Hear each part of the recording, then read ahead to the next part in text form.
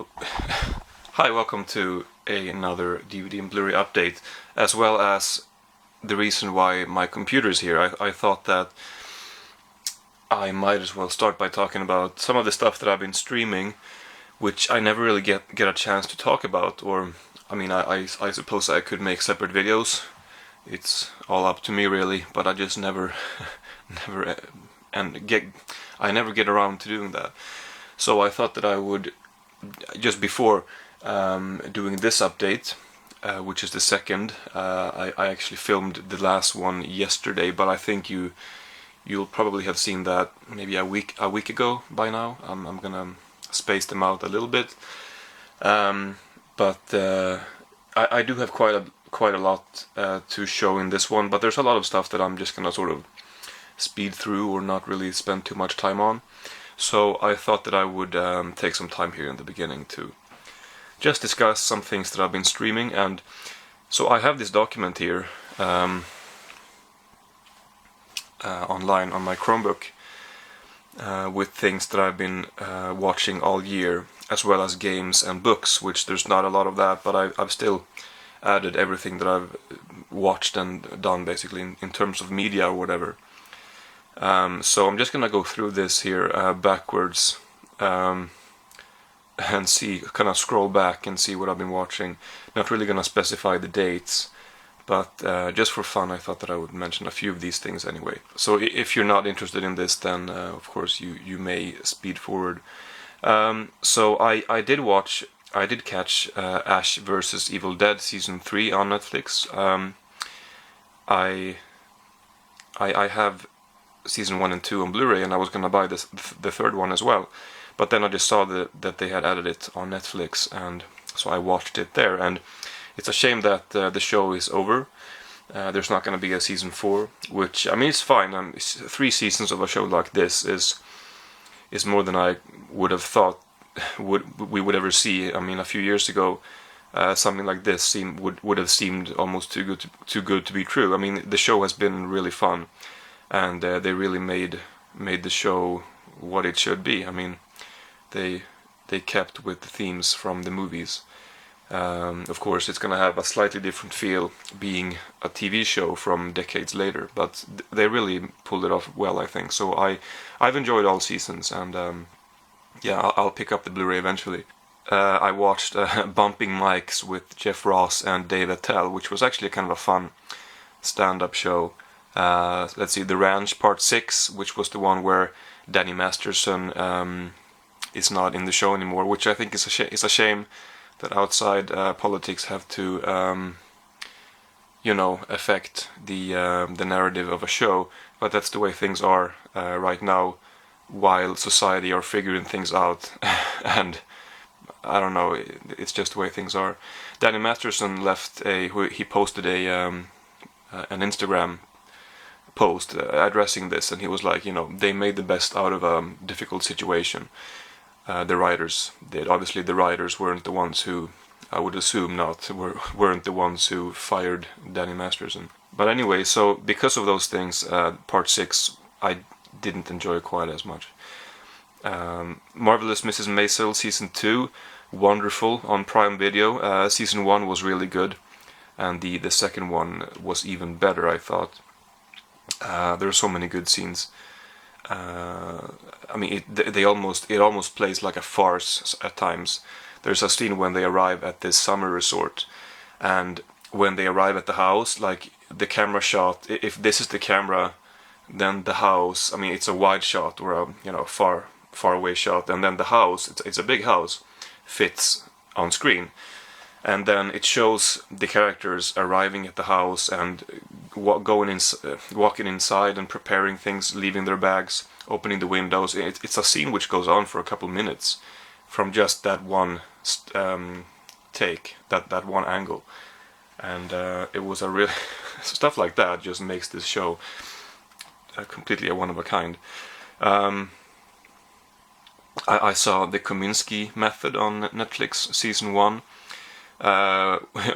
It's a show with Michael Douglas and Alan Arkin, which almost sounded too good to be true as well. I mean, it's one of those things where you feel kind of spoiled for having Netflix, being able to access it so easily, it's just right there on a Friday, all episodes of this new fun show with 2 great actors. It's a really cool time we live in for TV.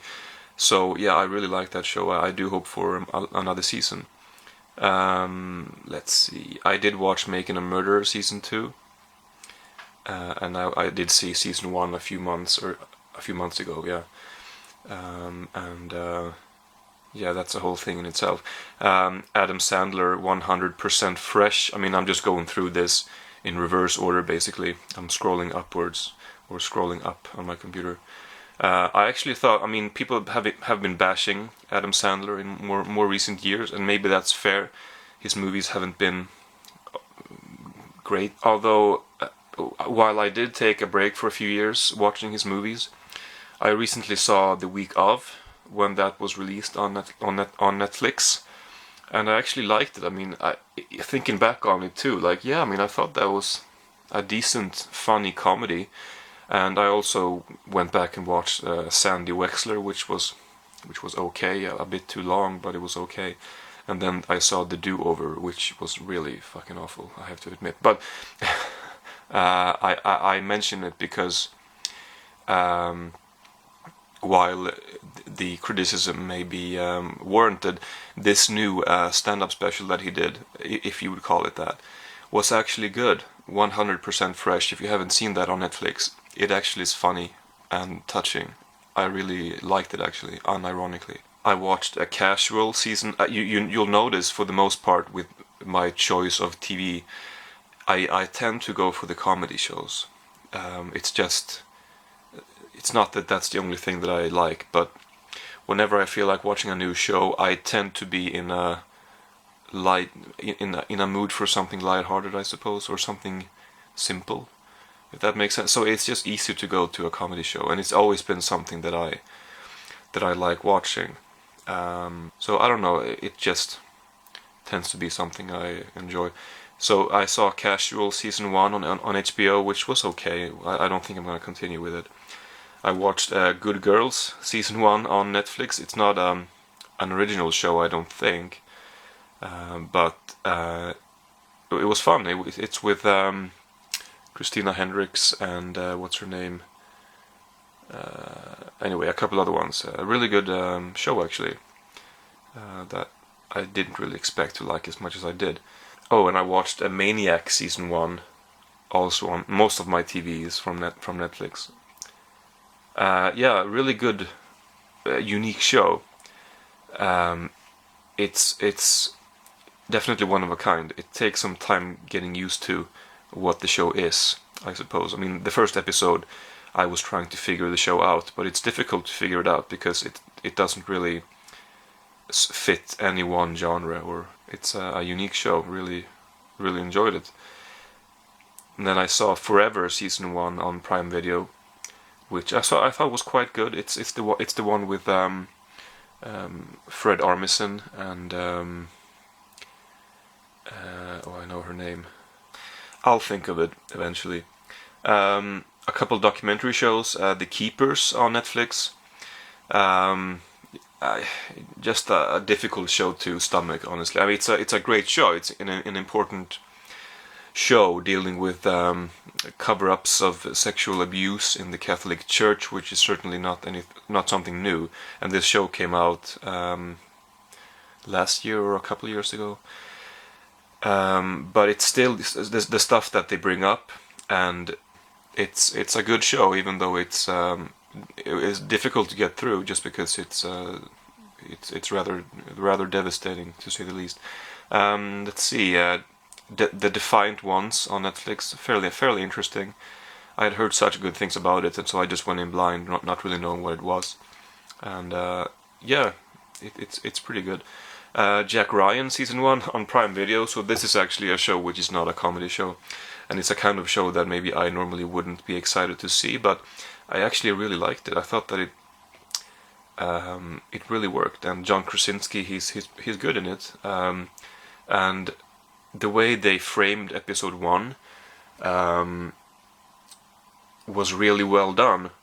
It's about a couple terrorists and the first episode sort of shows their motivation, why they do what they do, and they managed to pull that off really well. I gotta say, you really felt sympathy for these people, even though they were doing bad stuff, which you couldn't in any way support or whatever.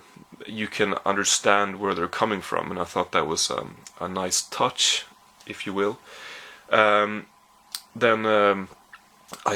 we're back in August, so I think I'm just gonna wrap it up soon. But I saw Crashing season 1 and 2 over just a couple of days on HBO, and I really liked Crashing. It's a show with and by Pete Holmes, who I suppose some people may not like, but it's a show about the stand-up comedy world in New York, and I like that world quite a bit. It's really enjoyable to me. So yeah, I thought it was good. And let's just end it with Who is America season 1, which I finished up in August. Watched for once. I actually watched one episode a week, which I never do these days. But I did for this show, which was Sacha Baron Cohen's new show that he released. Well, they announced it just like a couple of weeks before they put the first episode out, because he had to film it, not having the world knowing that he was making a show. Pretty crazy stuff. There's especially one episode, I think it might be the last one, which is pretty crazy stuff. If you haven't seen it, then check it out. So that's it for that. So I realize I just talked about the TV shows now. I may, if I do a third part of this, or whenever I make the next one, I might do the same thing and talk about the movies that I've been watching recently on Netflix. Maybe, we'll see. But okay, now let's move on to the actual update. So I'm gonna start with the indicator stuff. I did take advantage of the Black Friday sale,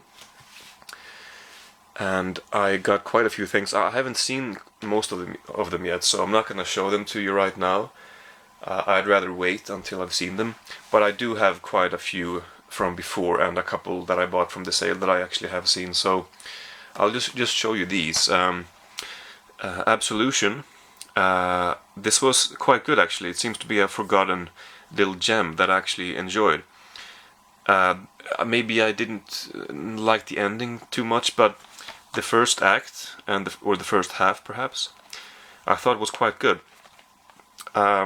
One of the reasons why I like this film is because of Billy Connolly, who does a good job in this, sort of playing a role which, you can understand why they cast him in the role, because he doesn't have, well, he certainly acts, but I'm not saying he plays himself, but there may be some similarities between his character and himself, I suppose. But yeah, so it was a good film, actually. Nothing great, but I actually kind of liked it. So and some good extras as well. And here we have Born of Fire, a really great release, a film by Jamil Delavi, who I wasn't familiar with from before. But this is a pretty mysterious, very visual film. There's a bonus film as well called Kaf, the Sacred Mountain, which it's fairly interesting. But the main the main thing is the main film is, of course, Born of Fire. I did like it. A really interesting movie. I don't really know what to make of it, but it's definitely interesting. And really good extras on this, like really good. Okay, and then here we have the Odessa File, which may be one of the indicator films so far that I've enjoyed the least. I went on IMDb after seeing this, and everybody were praising Jon Voight's performance, and I was like, were we watching the same movie? I thought he was terrible in this. Like I didn't think he was very good at all, and the movie overall just never convinced me really. I wasn't really into it. This one, The Border, was okay. I mean, I'm obviously a massive fan of Jack Nicholson, and this film is by Tony Richardson, who I know from the more from the 60s in the UK, like the kitchen sink realism, that kind of thing. But I don't know. This one was decent, but maybe a bit unfocused, or I don't know. It ultimately just kind of fell a little bit flat, I suppose. The Wild One, Marlon Brando and Lee Marvin, who I've become a big fan of recently. Yeah, this was okay, not my favorite, but it's one that I have been wanting to see for some time. Let's see, I do have a couple that I have shown before, so I'll just save those to last. This one, Otley, with Tom Courtenay, who, speaking of Tony Richardson, he was in the first film I saw with him was Loneliness of the Long Distance Runner, which is a really good film. Then he was in 45 Years more recently, and there's one film with him that I really want to see called The Dresser. Then there may be something else that I've seen with him, but he's a really good actor, so he is the star of this. It's actually a really underrated sort of adventure mystery comedy film, really fun, really enjoyable. That there's an interview here with Tom Courtenay. He mentioned something about, I thought that was a good film. I never really understood why it became like a forgotten film, why people never talked about it more. And I'd have to agree. I mean, it's definitely deserves more attention that it seems to have been getting. This Blu-ray also has a commentary with the director, which was enjoyable. Of course, I had to pick up, just show these at once. I think these might have been announced at the same time. So this was one of their best months, if these indeed were announced on the same month, which I think they might have been. Then it's definitely one of the best months for Indicator so far. Night of the Demon, an interesting film that I definitely liked, but I wasn't a huge fan of it, but I liked it certainly. And I did find there's a boatload of extras here, and a few of them talk about like the demon, whether or not they should have actually shown him, or whether it should have been kept a secret. What is this demon exactly? Does he exist in physical shape or not, or how do we interpret this demon? Ultimately, they did decide to actually show him on screen, which, you can tell that's the demon right there. And some of the interviews bring that up.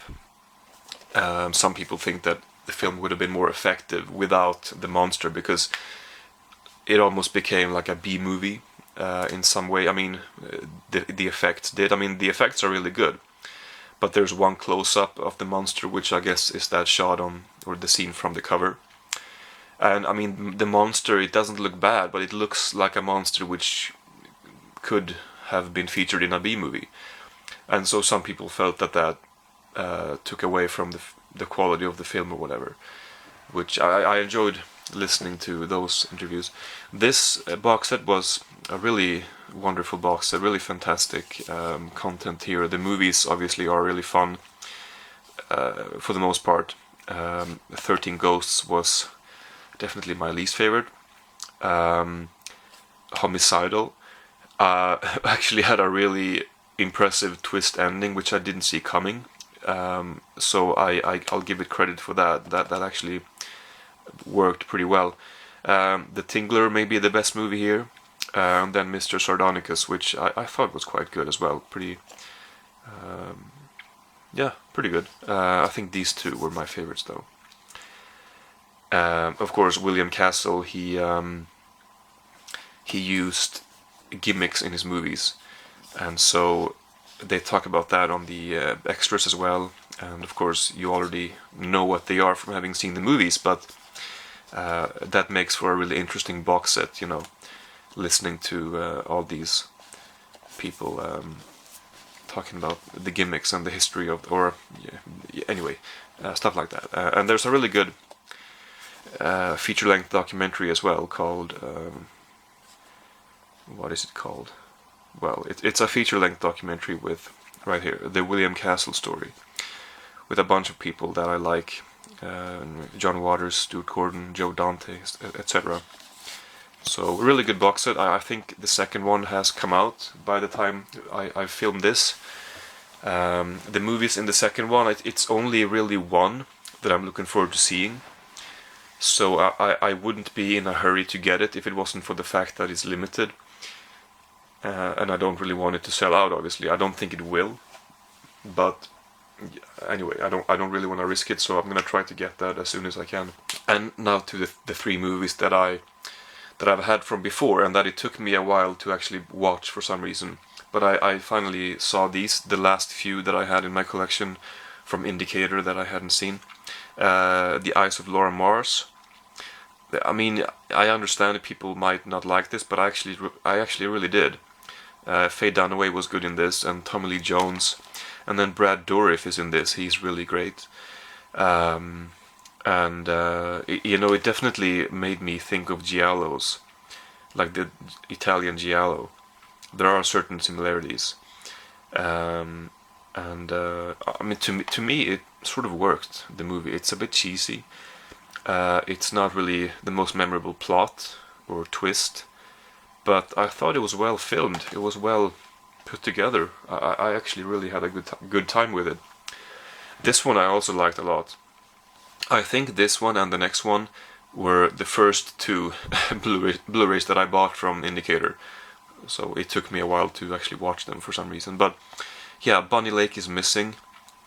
This was really good. It felt to me almost like an atypical mystery film with a really interesting ending, which definitely had me on the edge of my seat. I did notice some people that weren't convinced by the ending, but to me it was really unsettling and effective. Overall, I thought this was really good. And then finally, 10 Rillington Place, which was an excellent movie, really creepy, really well filmed. There's a couple of shots here which are going to linger in your mind for a while after.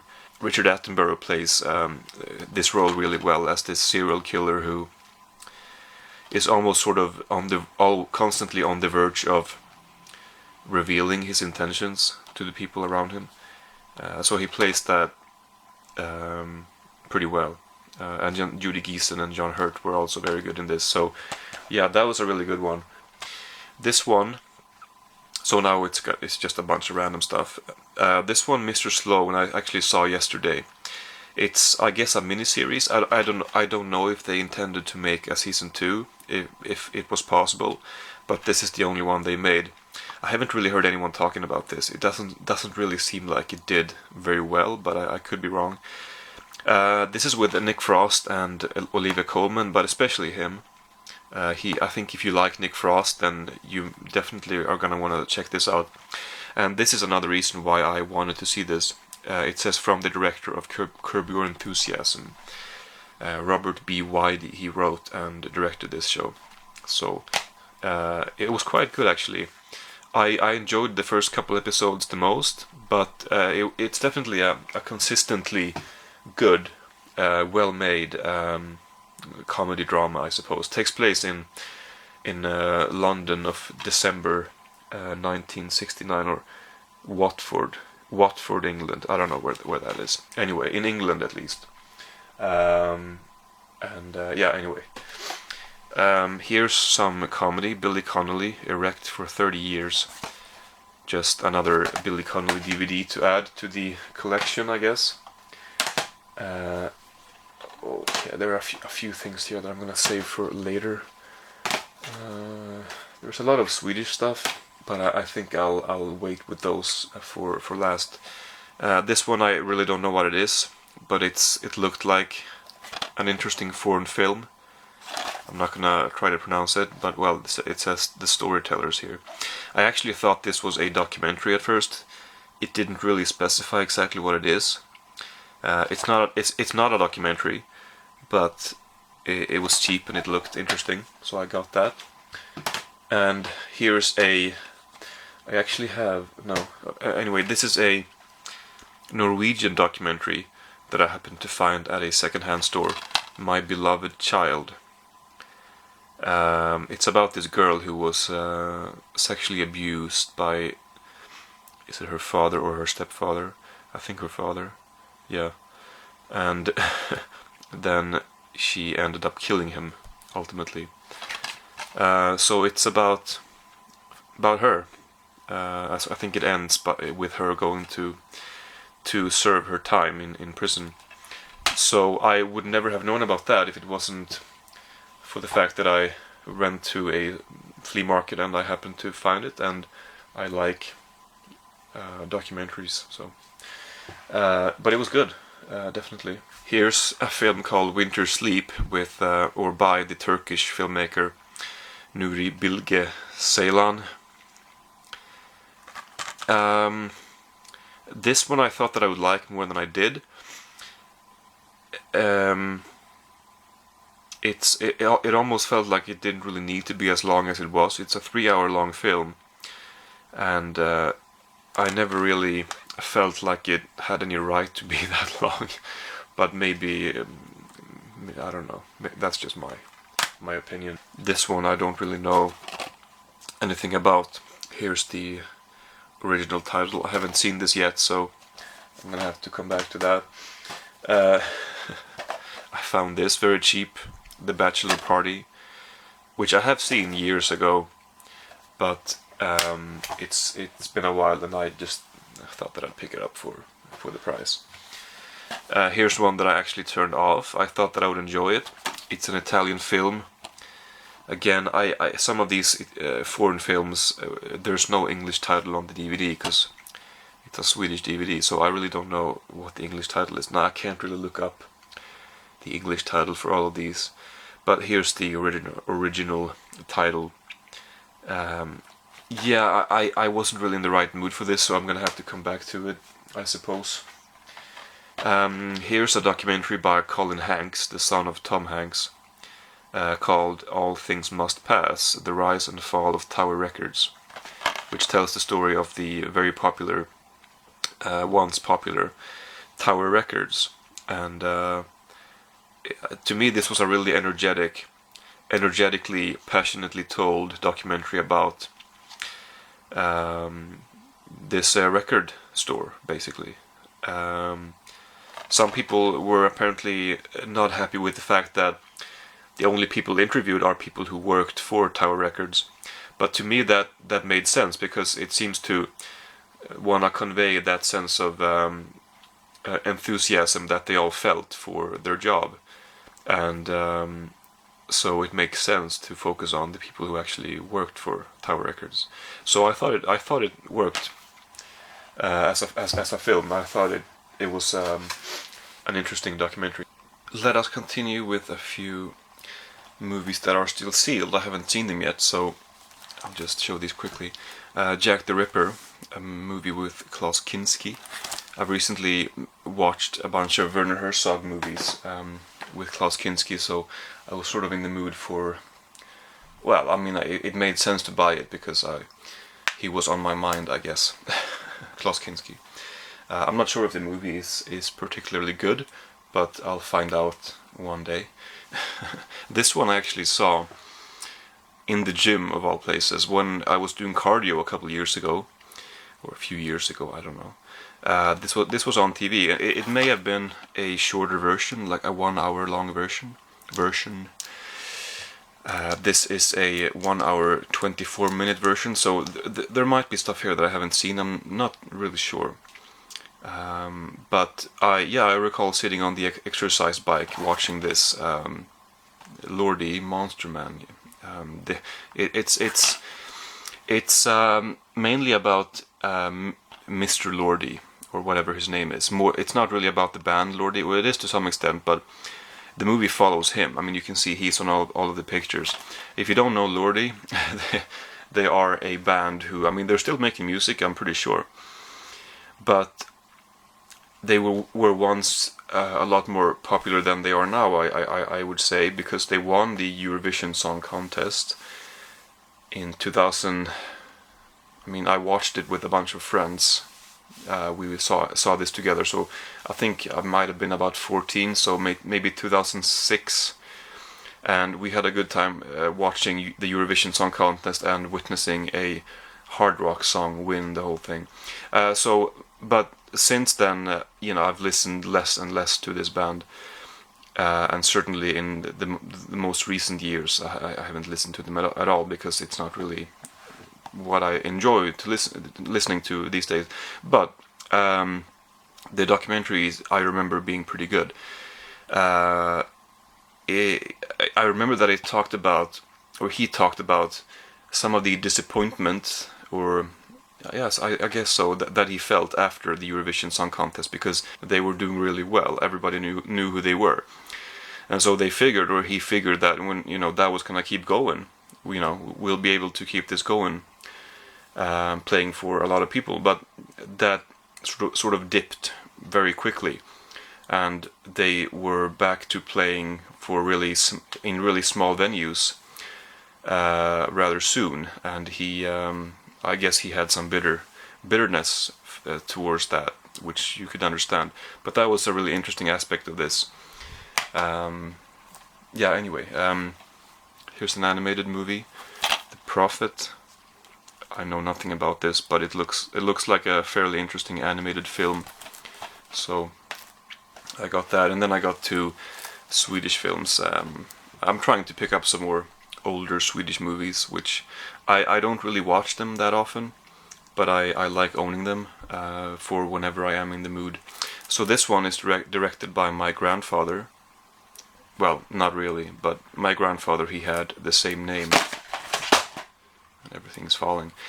He had the same name as this director, so I always think of my grandfather when I see his name. But he made a bunch of movies. I haven't really seen many of them. Maybe not even any of them, I'm not really sure. This one is from 1946. It's a drama. I know nothing about it. This one by Hasse Ekman, part of a very he was the son of Gösta Ekman, who was in Fast, for example, the Murnau film, and then Hasse Ekman's son, who he named after his father. He died recently, a few years ago. He was an incredibly popular and one of my favorites in acting and comedy. He was a really talented guy. So they have all had really successful careers in the film industry. I just noticed this. Eva Henning is so good, so goddamn fucking good. That was a quote from Bergman. So apparently she's good in this movie. Anyway. And it seems like he's in the movie himself, Hasse Ekman. So I don't really know much about Hasse Ekman. Anyway, it'll be part of my future Swedish film education, I guess. So, moving on to some documentaries. ComicCon episode For a Fan's Hope.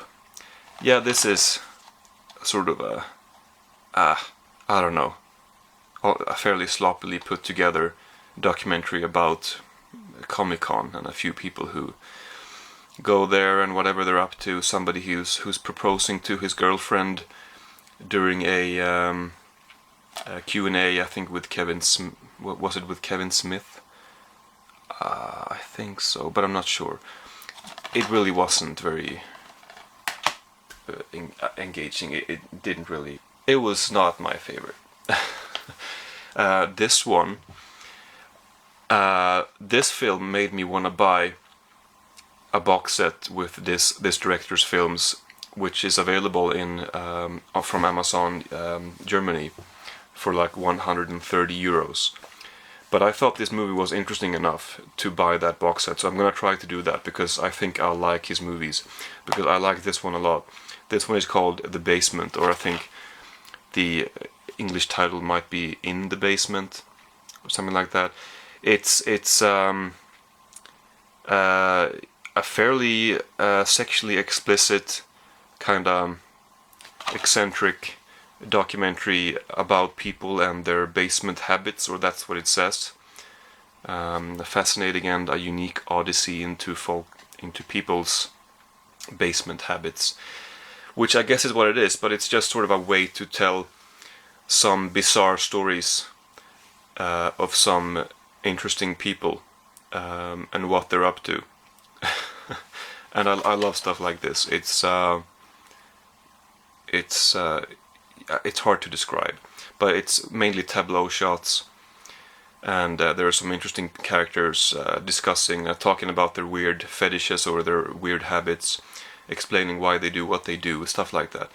And I like this a lot, actually. It's bizarre enough to be quite wonderful.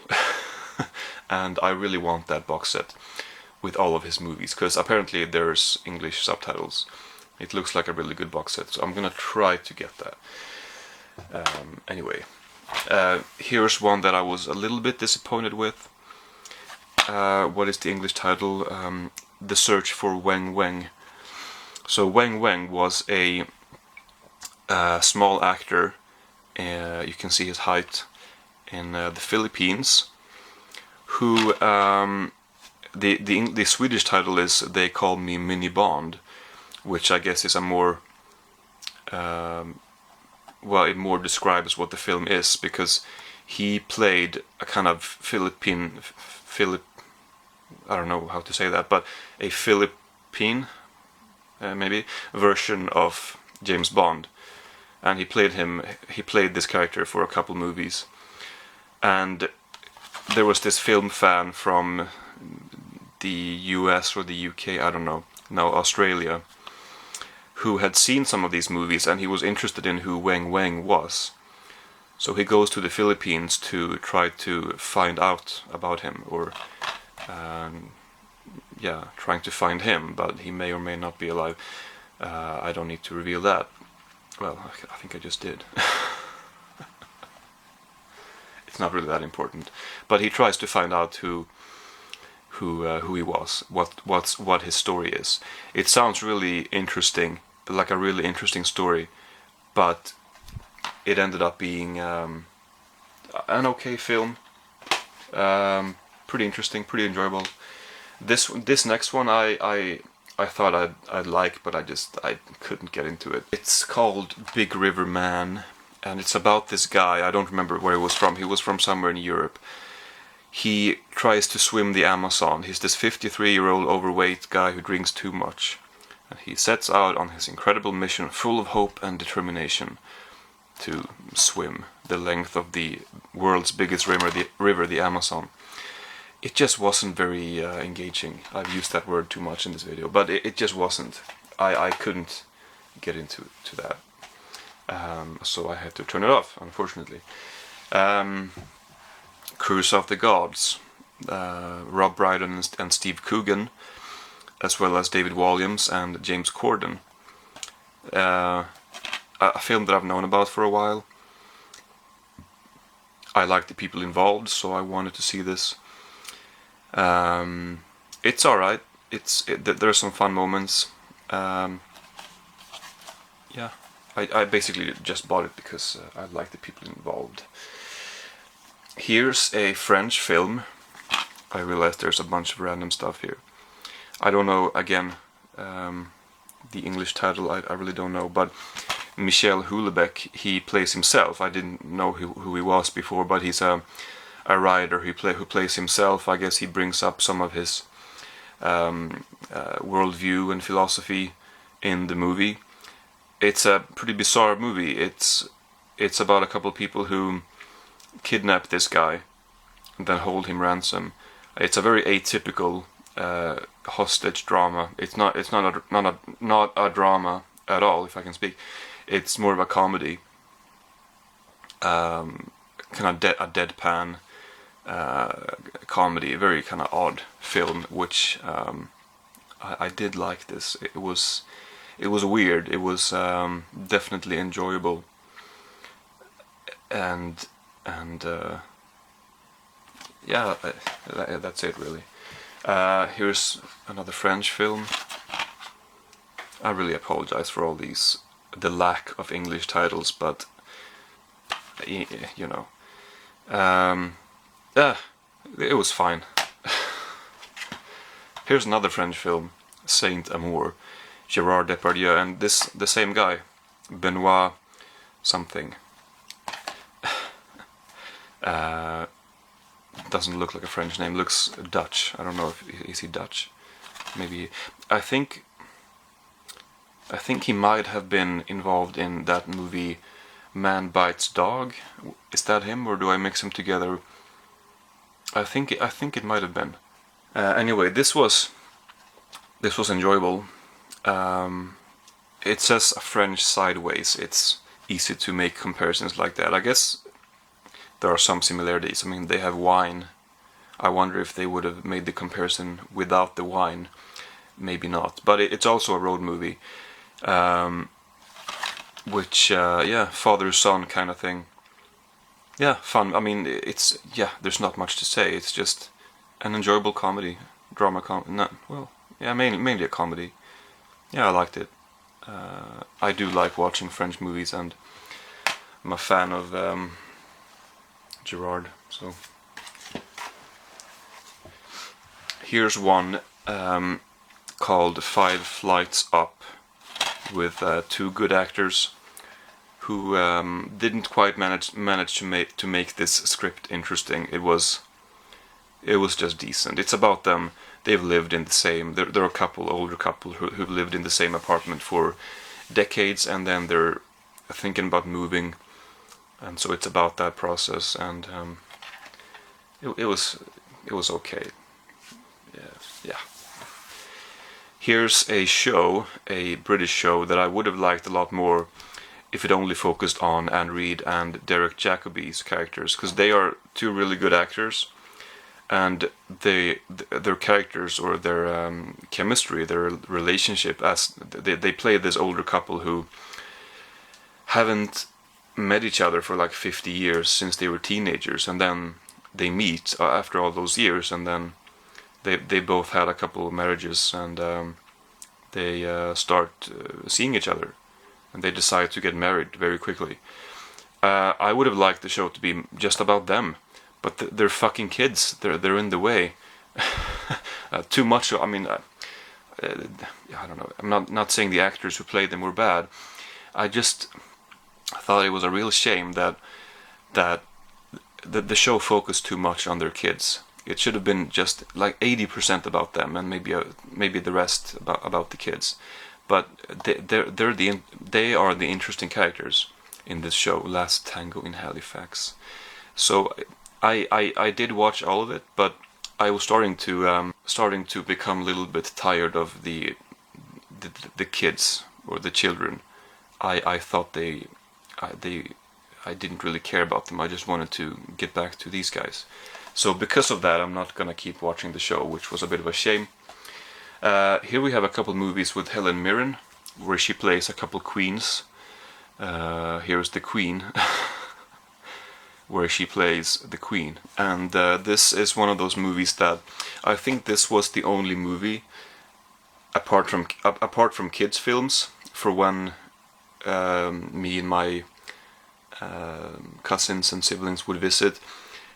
This was the only film that my grandparents owned that I remember. I think they had like a CD cased release of it, or one that had come with like a magazine. So this was the only film that I remember seeing at my grandparents' house, and for that reason it seemed like the most boring film in the world. And it doesn't help that it was a film about the Queen, and it looks kind of boring. So it took me a while to realize that, hey, I actually want to see this movie. It actually looks good, and Helen Mirren is actually a damn good actress. So I finally have seen it. Yeah, I liked it. It follows the wake of Princess Diana's death. I really need to try not to keep the movies in stacks for so long, because they get scratched up. Annoying. Anyway, here's, like I said, another film, or a miniseries in 2 parts, where she plays Elizabeth I. This was a really excellent series. It's by Tom Hooper. This is 3.5 hours long. Really good. I mean, it could have been even longer. They could have made this into several parts. It's a really well done show. This was good. Here's, I guess, it's a sort of a similar thing. Marie Antoinette with Kirsten Dunst, directed by Sofia Coppola. I've had this for a while. I'm just showing it now because I've seen it. Well, I saw this months ago, but it felt almost more like a satire than an actual account of her life. It was a mixture of the two, which to me worked fairly well. There are some good scenes addressing the absurd nature of being a queen, like having people bring you your clothes in the morning and having people being nearby all the time. So it kind of brings that up in a bit of a sarcastic way, which I thought was pretty enjoyable. And this one I've also had for a long time, The Beach. Finally watched this a few months ago. It was okay, not bad. But I like the ending of this. The ending was quite effective. Here's a film called Soapdish Comedy, kind of like a parody on soap operas. Good cast, so that was fairly enjoyable. And because I like my documentaries and my travel documentaries, I've been curious about these for a while. Ross Kemp, these were fine. They're not really what I like watching. I mean, most of my travel documentaries, if you want to call this a travel documentary thing, most of the stuff that I like in that genre, it's more about the journey itself, less about the destination. This is certainly not about the journey. This is about this is his extreme world, where you got a few different episodes here: Chicago, Congo, Mexico, Haiti. They're bringing up different problems in these places. So he goes to these places because he's heard something's happening there. And here he talks about gangs, which is a mildly interesting theme or topic. But he's made quite a few of these episodes. So I got 2 of those: Jamaica, Poland, Colombia, East Timor, El Salvador, Cape Town, St. Louis, Moscow. He explores the gang culture, I guess, in these places. To me it's mildly interesting. I did watch all of it, but I don't think I'm gonna get any more of them. It ultimately wasn't really for me. Here we have a bunch of Darren Brown stuff, which I don't know if I've talked about him before, but I became a fan of his this year, 2018, a few months ago, or maybe over the summer, maybe over the spring. I'm not too sure. I believe I saw something on Netflix that came out. Which one was that? The Push. I saw that with my cousin actually a little while ago, and we both enjoyed it. And I started becoming interested in who Darren Brown was, and so I looked him up, and then I bought a bunch of DVDs. So he's a magician slash illusionist slash I don't know what would he call himself. I'm not really sure, but he's a very talented guy who makes. I think one of the things he's good at is making things that are not easy by no means, but he makes things where the explanation to what he's doing may be simpler than what it seems. So when he's doing some of these tricks, this is true for most magicians, or a lot of magicians, I guess, although it seems to be a pretty secretive world. Every time when I did try to look into this, like how is some of these things done or whatever, people don't really wanna tell you. These people who are part of that world, the magician or illusionist world, who know about this, who are part of that community, they're telling you to look it up yourself because they don't want to tell you for whatever reason. I guess they feel like you should do the work yourself. But anyway, it seems like he uses different tricks of influencing the person's next choice, and adding discrete words, his choice of words and stuff like that, and dozens of other techniques that he puts together. Of course, it's very complicated. He's very talented, like I said, but some things maybe they look impossible, like how the fuck did that just happen? But the explanation may be a little bit simpler than what it seems. So sometimes it's hard to tell. But what he does is very impressive. He's done live shows. These two are live shows, Enigma and An Evening of Wonders. Yeah, I enjoy them. I've seen a couple live shows on Netflix as well. And then he's done some TV shows. Trick of the Mind. This is Series 1. Compilation of various clips where he messes with people, I guess. Not really, but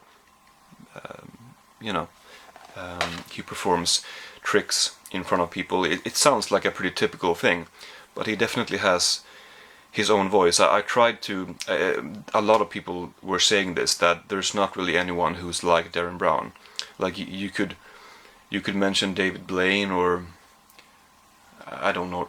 This is not something I watch a lot of, so I don't know too much about it. But it doesn't seem like there are a lot of people who do what he does. He definitely seems to be one of a kind. And he's done specials as well. Russian Roulette, The Seance, The Heist, and The System. Really, this is probably my favorite release, or a couple of releases that I've seen from him. These were definitely interesting. They vary in what they're about, so they don't get repetitive, which some of the live shows can get a little bit repetitive. The Trick of the Mind can get slightly repetitive, but this is definitely more interesting. I thought anyway. So yeah, it's good stuff. It's not something, like I said, that I watch a lot of, but I mean, I do like live comedy. I like documentary. I like performance art, or performance whatever in some. But magic, it's not something that I've ever spent too much time on, or devoted too much time to. But Darren Brown, okay. So let's move on. But he really impressed me with what he did over these couple of or over these several shows and specials.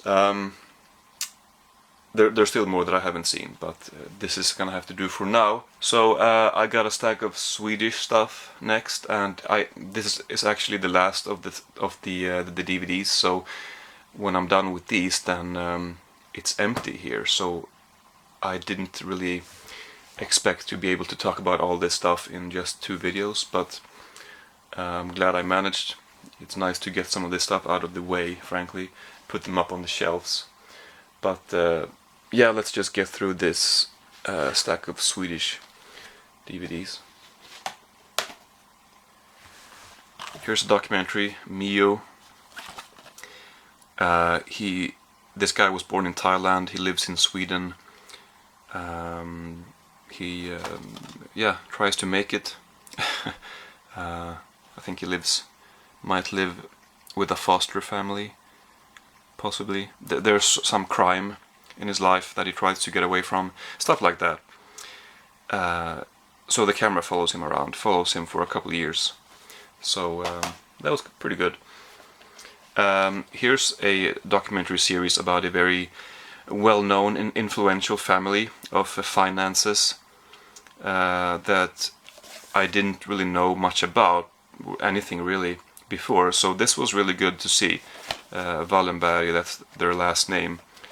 They date back to late 19th century, I think, when somebody started the patriarch or whatever, the first guy of this family who, the guy who started working in the bank industry, or he started a bank of his own. He was able to build an empire with the help of his sons. And yeah, this was interesting. It's a decade old now, but I thought it was I thought it was good. Here's one called Blue Blood, which was quite fun. It follows a few people who believe that they are descendants of the Swedish royal family or the Swedish king, and there's a pretty fascinating, at the same time as it is a devastating scene. You just feel so bad for the guy. One of these find out in the end that he is not related to the king. He was so convinced that he was. He'd been telling everyone. He's even tried to change his name, or maybe even did change his name. And then they do this test, and they find out that he's not related to the king. And the way he reacts to it, he just seems so bummed out. So that was hard to watch. But it was an interesting film. It also has this bonus film. You can see the title here.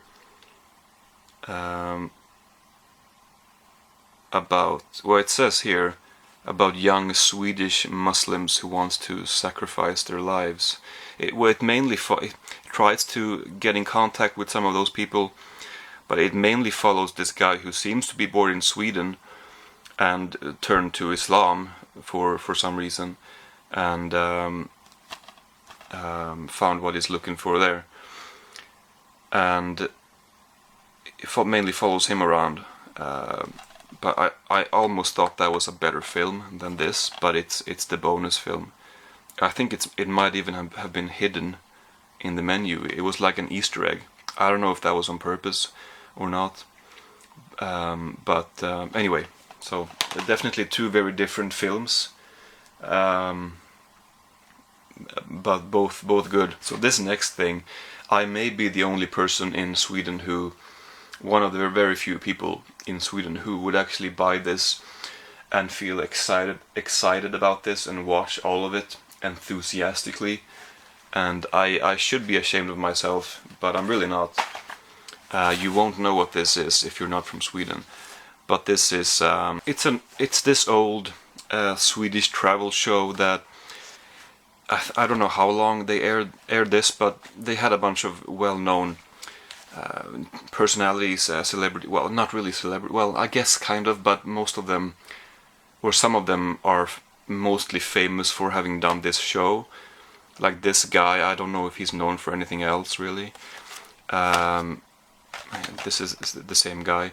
This is probably the person I remember the most from this show. So he's definitely given the most time as well on these DVDs. But yeah, it follows various presenters as they travel the world to different destinations. And I do remember watching this on TV. It was never a favorite show, but it was just one of those things that was on TV occasionally. I don't know how many Swedes remember this or if they remember it fondly, but I had a nice time with this. It was fun to see some of these people looking a lot younger in a world a couple decades ago, which is not really that long ago, but it seems like such a different society, such a different world. It seems, you look back and it seems more innocent somehow. The 90s. I can only speak for my country now, but somehow I get that feeling when I watch this show. Also, I'm doing this because they seem to have wanted to create a mural, whatever the word is, but they only released 3 DVDs, so I don't know if they didn't do well. I can imagine if they didn't, or maybe these were. I mean, they almost look like they would have been included with magazines or something. I don't know. But they never put out more than this, which I think is a shame, because I enjoy stuff like this. I love Michael Palin's travel documentaries, and I think that's why I've ended up buying these, because you know, I've enjoyed a bunch of travel stuff. I've enjoyed the Top Gear specials and Joanna Lumley's travel shows, and etc. You know, Stephen Fry has done a couple. So I really like having a sort of a charismatic presenter taking you to various places in the world. This is a bit different. This is shorter, you know, not really. I mean, if you compare this to Michael Palin's shows, then they're much better and they're much different.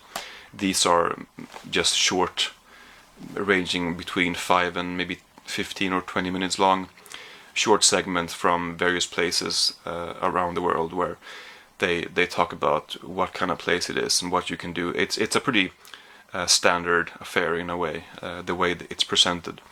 But it's pretty well done. It's really enjoyable, I think. But I can understand if a lot of people would not think twice. I mean, they wouldn't even consider buying that because it might seem a bit dull to a lot of people, and I perfectly understand that. But I actually had a really nice time with it. I'm not gonna deny that. Okay, I have another stack here, or some more Swedish titles that I'm gonna go through. What's the English title of this? Everlasting Moments, I think. Jan Troell. I actually got a DVD box set which was released recently. I think I got it last Christmas. I was given it from my mom I got it from my mom, and I really enjoyed going through that box set. He's a good director. He directed The Emigrants, The New Land, and he's mostly known for that, I think, internationally. But he's done a bunch of good movies that I've enjoyed watching recently.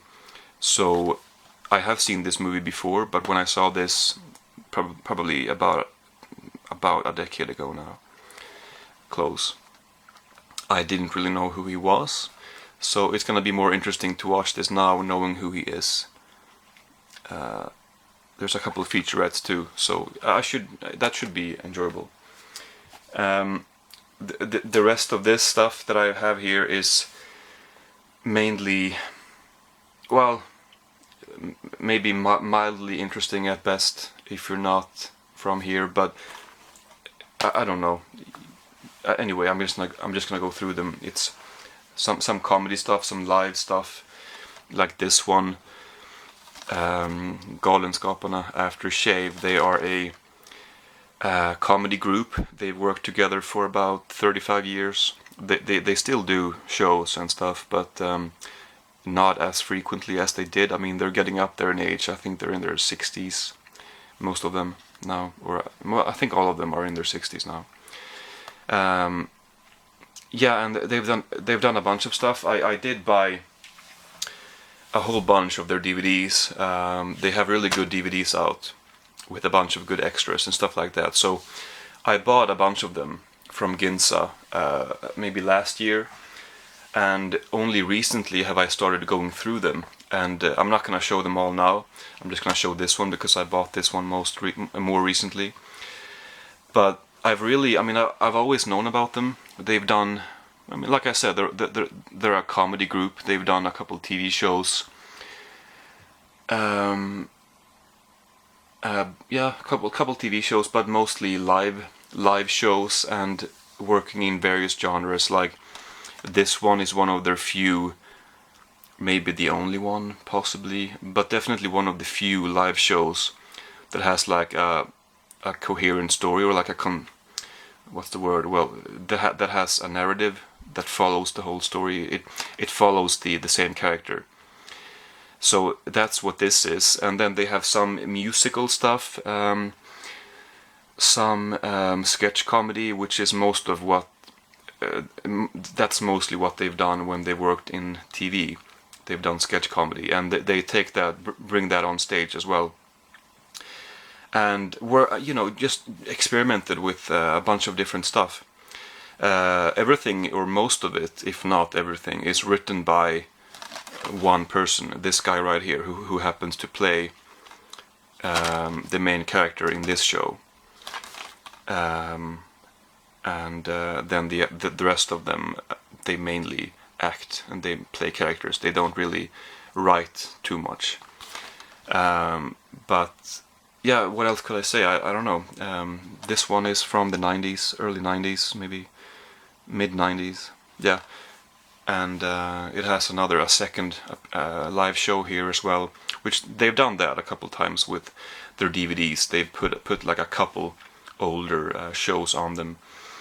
But yeah, so I really have enjoyed going through these DVDs over the past couple months quite a bit. Like, there's still a few that I haven't that I don't own, that I'm gonna have to track down and buy. Because I've started to really admire these guys. I mean, like I said, I've always known about them ever since in my early teens, at least, and seen a couple of things from them, but not nearly enough. And I only, like I said, only recently decided to do something about that, and I'm glad I did, because they are, I mean, they're incredible, really fun stuff. And like I said, it always says ansvarig utgivare. That means the person in charge of putting out the DVD, I guess. Claes Eriksson, that's the guy who writes the material for the show. So he seems to be the one who puts out the DVDs himself, but he seems to be the one who's in charge of the DVDs as well. So he seems to be, or have been. I mean, a lot of these DVDs are older now, so but he seems to have been very enthusiastic about putting out DVDs with really good special features, and I just love stuff like I really appreciate stuff like that, as you can imagine. So here's a live show with Hasse och Tage, Hasse Alfredsson, Tage Danielsson. They're both dead now. Hans Alfredsson, his nickname I guess is Hasse. He died just like a year ago. Tage Danielsson, he died in the 80s. So, but before that they made a bunch of movies together, which I've seen some of them. I do own all of them, but I haven't seen all of them yet. I've seen some of them. But they also did a bunch of live shows, but I haven't seen any of those. I do have a box set with a bunch of them, but for whatever reason this one is not included on the box set, so I bought this separately. But I figured, having just enjoyed these so much, the next thing that I'm gonna work my way through is these live shows. A lot of good actors too, who appear in their movies, also appear in the live shows. So I'm gonna do that next year, definitely. And speaking of live shows, I bought these. This is not something that I would normally get, but these are out of print, I believe. There are a couple. I mean, it's not really the same as this.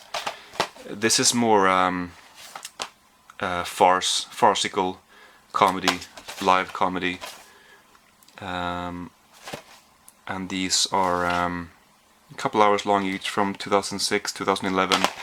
They're both with Eva Rydberg, who is a comedian, who I don't really know enough about her, but she's done a bunch of these shows, and she is. There's always actors that I recognize in these shows, and there are other similar shows from other people or other places that I've just always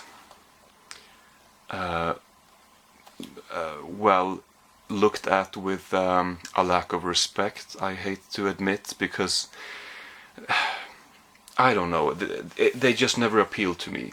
These kinds of it's hard to explain them, but over the top farcical theater shows, really, I never really liked it. But again, because I've enjoyed this so much, which is a different thing, but nonetheless both of them is in the genre of live comedy.